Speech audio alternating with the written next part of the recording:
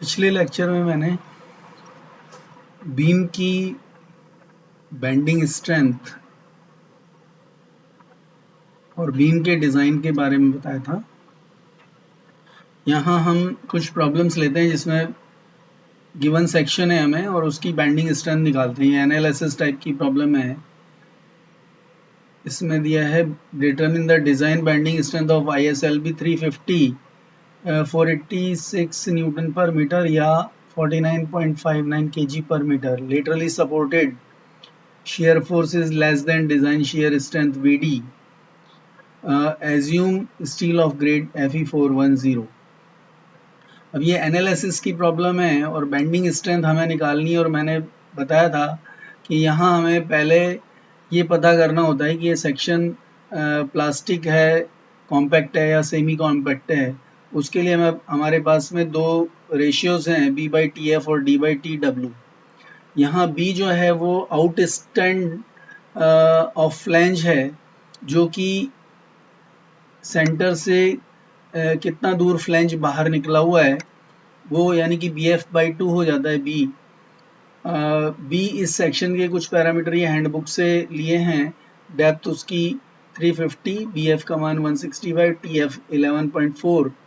ISI handbook से steel table से ये पैरामीटर्स मिल जाएंगे। TF 11.4, TW 7.4, रेडियस 16, एप्सिलॉन की वैल्यू √250 डिवाइडेड बाई FI होती है। FI हम 250 लेते हैं तो ये इसका मान 1 हो जाता है। गामा MO 1.1 जो कि पेज 30 कोड में मिल जाएगा। तो हमारे पास में B मिल जाता है, B equals to BF/2 82.5, BF हमें यहाँ मिल गया था। और D यानी कि डेप्थ ऑफ वेब निकालनी है हमें, तो उसके लिए H में से 2 टाइम्स थिकनेस ऑफ फ्लैंज और रेडियस घटाते हैं तो हमको डेप्थ ऑफ वेब मिलती है। D equals to H minus 2 times bracket TF plus R1 bracket close.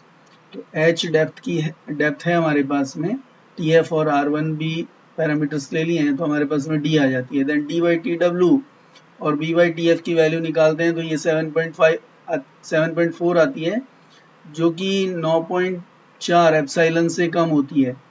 Page number 18 code पे हमें ये पैरामीटर मिलता है डिफरेंट सेक्शन को कैटेगराइज करने के लिए। D/TW की जो वैल्यू आ रही है वो 39.9, जो कि 84 एप्सिलॉन से कम है।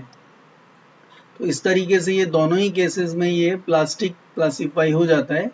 और यहाँ D/TW की वैल्यू जो है वो 39.9, जो कि 67 एप्सिलॉन से कम है। तो शियर बकलिंग का चेक इस तरीके के सेक्शंस में आवश्यक नहीं होता।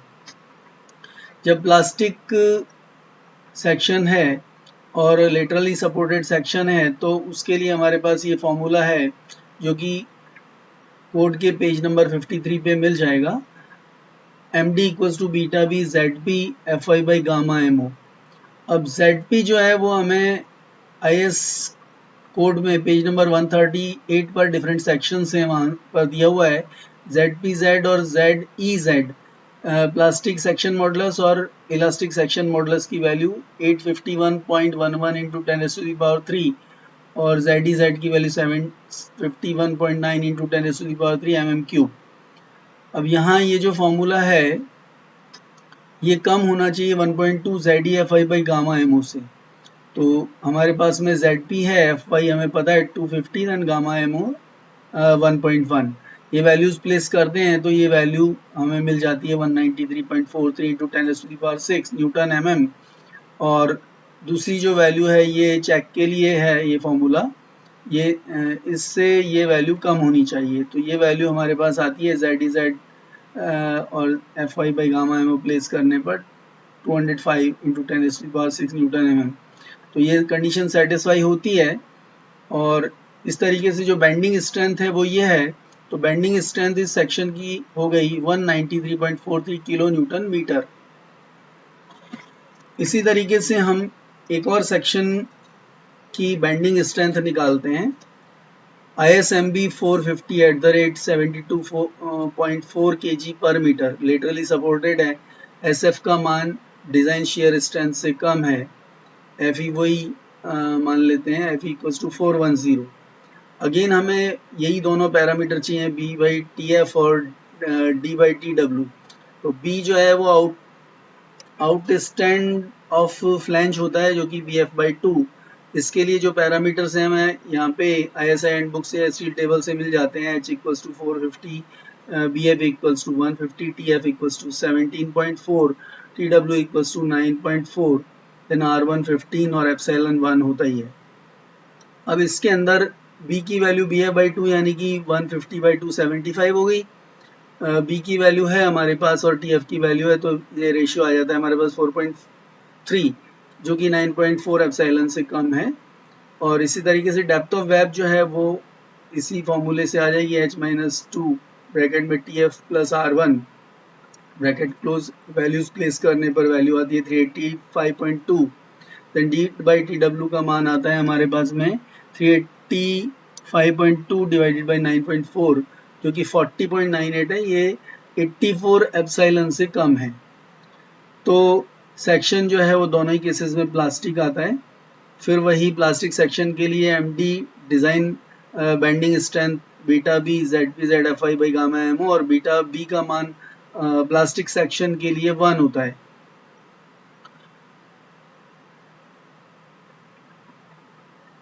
अब ये वैल्यूज जेड पी जेड और Z E Z again page number 138 code पे मिल जाएगी और ये वैल्यूज इसमें प्लेस करें गामा एमओ और एफ वाई, तो ये वैल्यूज आती हैं हमारे पास में 384.49 इंटू 10⁶ न्यूटन mm। और जो चेक की वैल्यू है 1.2 ZEFI बाई गामा एमओ, ये वैल्यू आती है हमारे पास में 368.37 इंटू 10⁶ न्यूटन mm। तो ये वैल्यू इस वैल्यू से कम है, कंडीशन सेटिस्फाई होती है और ये बेंडिंग स्ट्रेंथ है। तो बेंडिंग स्ट्रेंथ इस सेक्शन के लिए ISMB 450 के लिए हो जाती है 348.45 किलो न्यूटन मीटर।